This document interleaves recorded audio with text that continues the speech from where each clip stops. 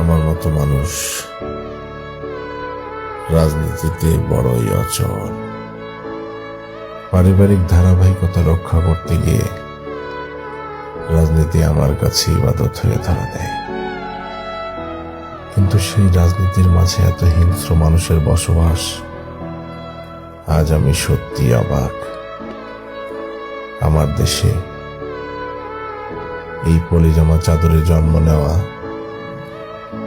আবেগতাড়িত একদল মানুষের মাঝে অপরিচিত অজস্র হিংস্র মানুষ কিভাবে জন্মায়? এতদিনে ওদেরকে চেনা গেল না, আমরা কেউ তাদেরকে চিনতে পারলাম না। আজ সারা বাংলাদেশ, কোটি কোটি মানুষ 2-1 লক্ষ মানুষের কাছে জিম্মি। প্রতিশোধের আগুন জ্বালিয়েছে, ধোঁয়া উঠছে আকাশে। সেই আগুনে নিজের শরীরটাও পুড়ে ছারকার হবার জোগাড়। সে কথা তার খেয়াল নেই।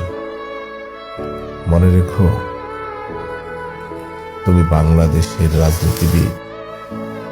ছোট হও, বড় হও, তোমার কর্মের ফল তোমাকেই ভোগ করতে হবে একদিন।